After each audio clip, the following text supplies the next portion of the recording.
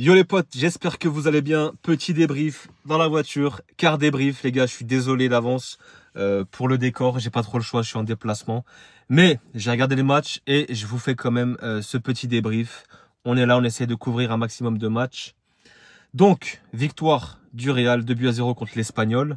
Victoire assez tranquille, assez maîtrisée, 5 sur 5. 5 matchs, 5 victoires. 6 matchs avec la victoire contre Marseille en Ligue des Champions. 6 victoires, donc le Real de Xabi Alonso qui fait un carton plein. D'un point de vue comptable, c'est propre. Maintenant, nous, on va essayer de revenir un petit peu sur le contenu et le détail du match. Mais ouais, on voit quand même déjà, il y a une compo assez expérimentale, hein, les gars. Une compo en 4-4-2 ou en 4-2-4 avec Gonzalo Garcia titulaire, content, c'est cool pour lui. Ça faisait longtemps qu'on l'avait pas vu depuis le Mondial des clubs. Mastantuono, Vini, Mbappé. Et ensuite, pour le reste, ça bouge pas trop. Aussi, quand même, Asensio derrière pour remplacer la suspension de Dean Huijsen. Donc, voilà pour la compo. Et on voit tout de suite que Xabi Alonso est toujours dans un laboratoire. Il est toujours en train de faire des tests avec ses épuisettes et tout. Il est toujours dans le labo pour se chercher encore. Le Real est toujours en recherche d'identité. On est toujours à la recherche d'identité, de caractère et de façon de jouer, tout simplement.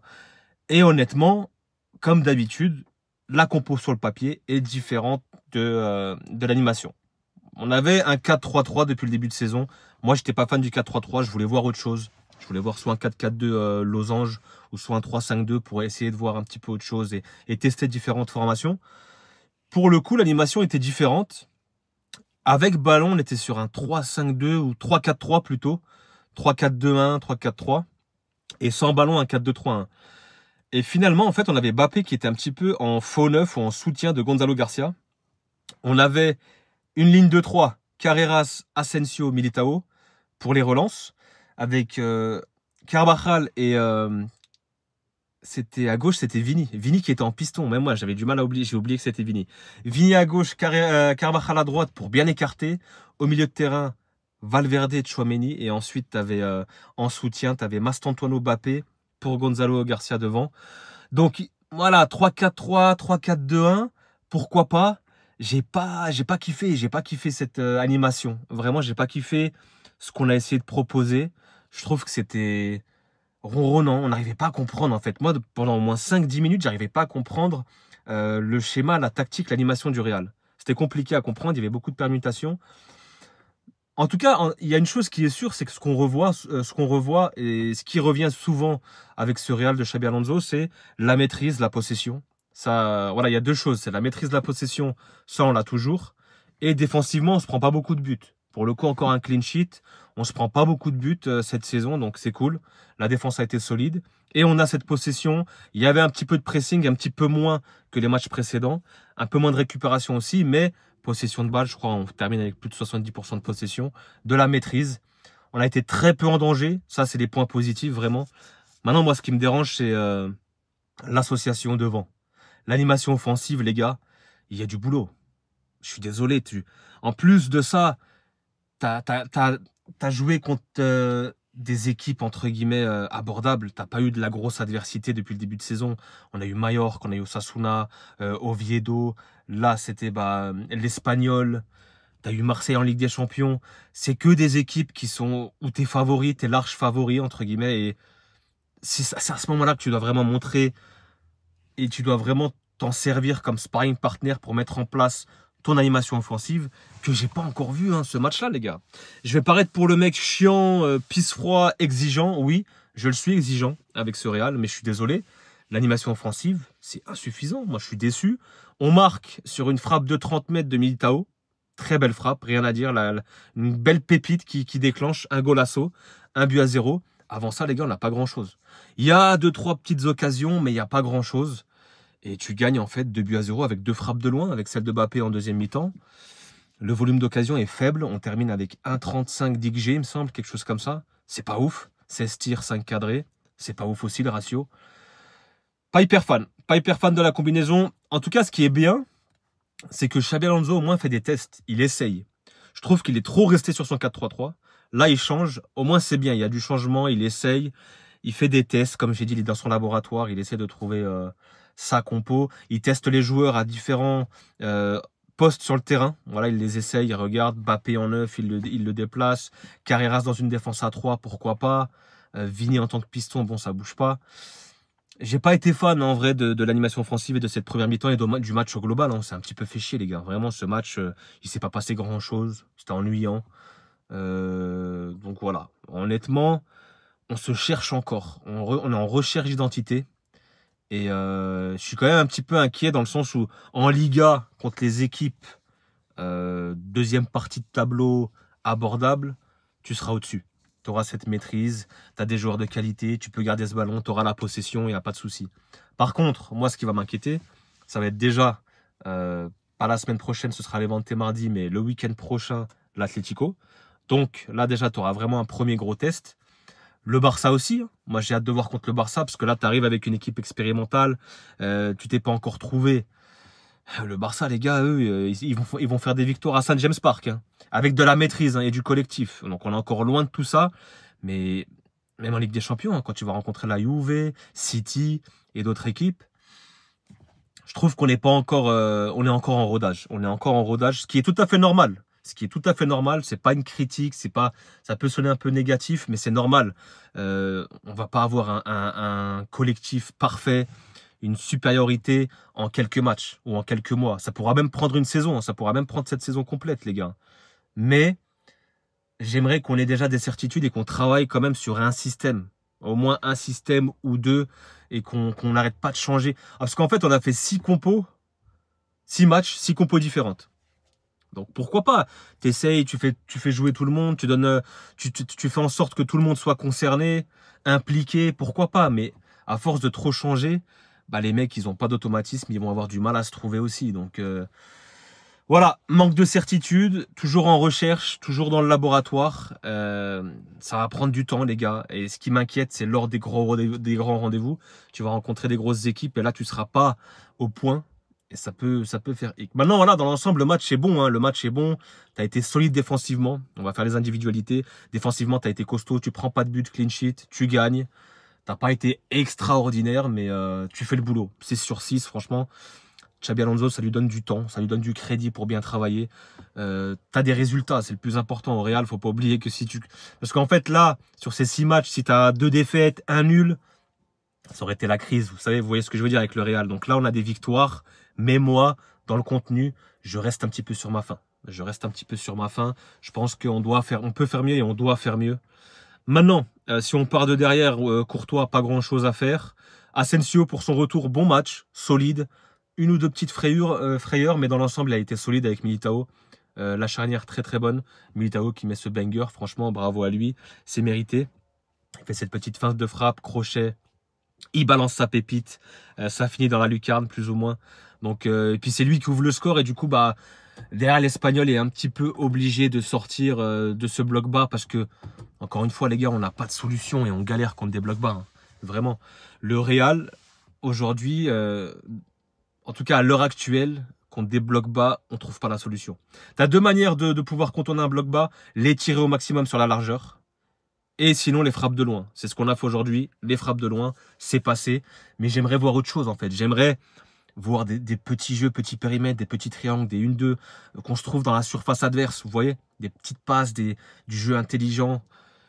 C'est pas encore le cas. C'est pas encore le cas et c'est pas facile. Voilà, moi je suis exigeant, je sais, mais c'est pas évident. Quand même content de la victoire. Donc, sur les côtés, Carvajal, on commence à voir certaines limites quand même.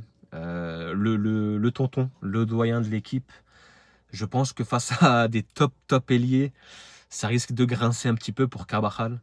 Je m'inquiète un petit peu lors des gros matchs à gros coefficients. Donc, vite que Trent revienne. Bah, après, lui, c'est pareil défensivement. Mais bon, voilà, il joue toujours à l'expérience. Il vient mettre des coups encore. Il fait son match, plus ou moins. Pas beaucoup d'adversité.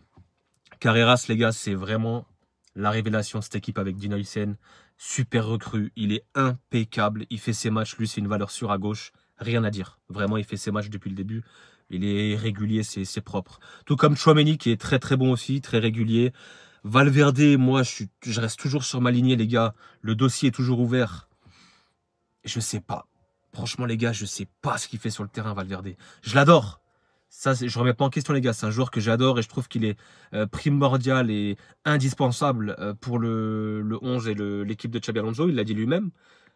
Mais je le vois pas assez sur le terrain, les gars. Je le vois pas assez. Je le vois en phase défensive. Il vient compenser, il défend, il aide. Mais offensivement, avec ballon, c'est trop peu. Je vois plus Tchouaméni, lui qui prend un peu plus ce ballon, qui va vers l'avant, qui touche beaucoup plus de ballons. Donc ouais, Valverde, les gars, je suis toujours un petit peu mitigé et j'ai envie de le voir un peu plus, en fait. J'ai besoin de le voir un peu plus et qu'il soit un peu plus protagoniste dans cette équipe. Ensuite, Vini à gauche. Vini, les gars, j'ai fait cette vidéo. Vini qui est pas ça. Vini qui est pas ça. Si vous ne l'avez pas vu, les gars, je vous invite à aller la voir. Elle est intéressante. Je reviens vraiment en profondeur et en détail sur Vinicius. Mais il y a un problème, Vini. Il n'est pas épanoui, les gars. Il n'est pas heureux. Il est triste. Ça se voit. Même quand il a fait quelques différences. Il a fait quelques différences, quelques dribbles, encore une fois. Mais il n'y a pas de sourire. Il n'y a pas de sourire, il n'y a pas d'envie.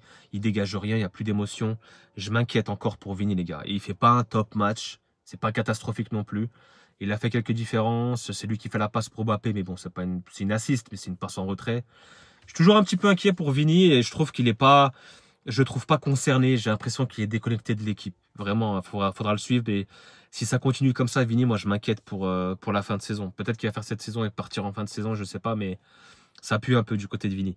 Mbappé, toujours en jambes. Vraiment très, très bon dans l'attitude. Disponible, encore une fois. Là, il a joué un petit peu dans ce poste de faux numéro 9, 10. Il a touché pas mal de ballons. Il a été bon. Franchement, il a été bon. Très disponible, très juste techniquement. Cette belle frappe encore, il est encore buteur. En termes de statistiques, il ne s'arrête pas, les gars. Ça va être une saison de dingue, je pense, pour Mbappé, avec la Coupe du Monde et tout. Donc Mbappé, voilà, toujours sur ses standards. Toujours très, très chaud. Ça fait du bien. Et il a fait pas mal d'efforts. Hein. Il y a un effort qu'il a fait sur le côté droit, là, un effort défensif vers la 70e, 73e. J'ai beaucoup aimé, il a été applaudi par le stade et tout. Donc ouais, bon dans l'attitude, bon dans le comportement. Franchement, il n'y a rien à dire. Hein. Mbappé, c'est pour l'instant le leader de l'attaque. Ensuite, de l'autre côté, Mastantuono, j'ai beaucoup aimé, les gars. Mastantuono, les gars, déjà juste son blaze. Franco Mastantuono.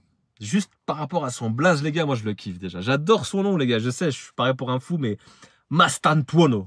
Franchement, j'adore. Il fait un bon match. Il fait un bon match. Et encore une fois, grosse activité de Franco. Il fait vraiment... Voilà, il y a une grosse activité. Il est disponible.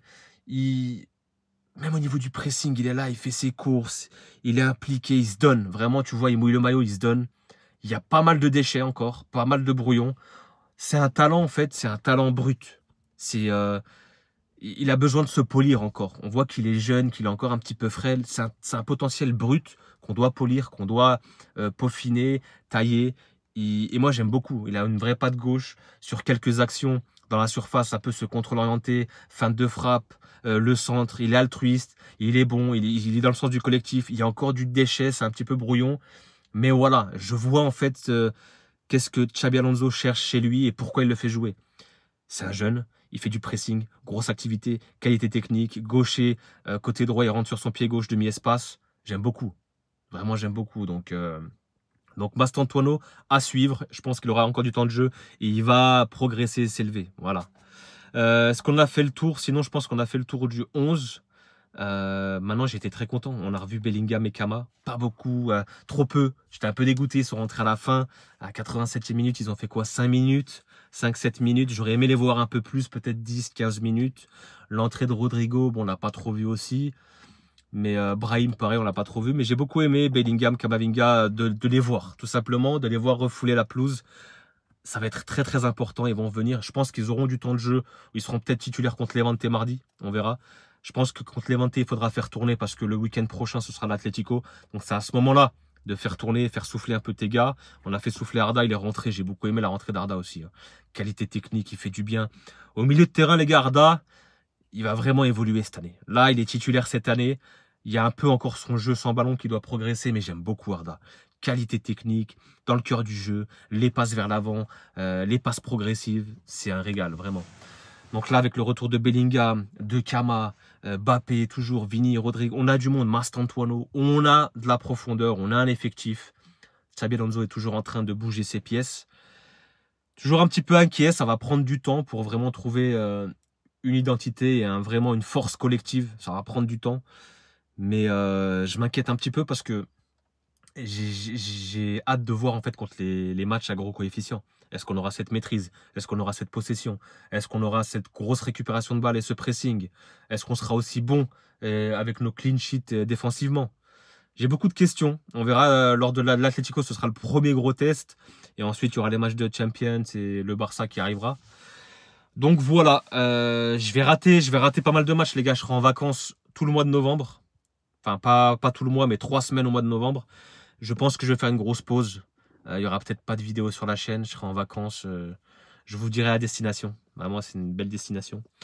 Mais voilà, je sais pas, peut-être que je vais faire une grosse pause parce que j'ai pas eu de vacances cet été. Donc, je préfère vous tenir au courant d'ores et déjà. Donc, voilà, en tout cas, merci vraiment. Encore désolé pour le quart débrief. Mais encore, voilà, merci pour tous ceux qui s'abonnent, qui like, qui viennent et qui prennent le temps de mettre des commentaires. On échange, j'adore échanger avec vous, les gars, vraiment. Ça donne du baume au cœur quand je vois les commentaires, quand on vient échanger, quand il y a vraiment des arguments constructifs. Et voilà, vraiment, merci pour la force. On approche des 10 000 abonnés, c'est incroyable, en quelques mois, en presque un an. Donc, merci beaucoup, les gars. Et puis, vous inquiétez pas, on sera là pour suivre le Real et le football en général. Je vous laisse.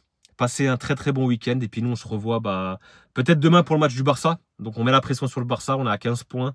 Et puis on se revoit aussi dans tous les cas la semaine prochaine pour le match contre les Levante. Prenez soin de vous les potes. Peace.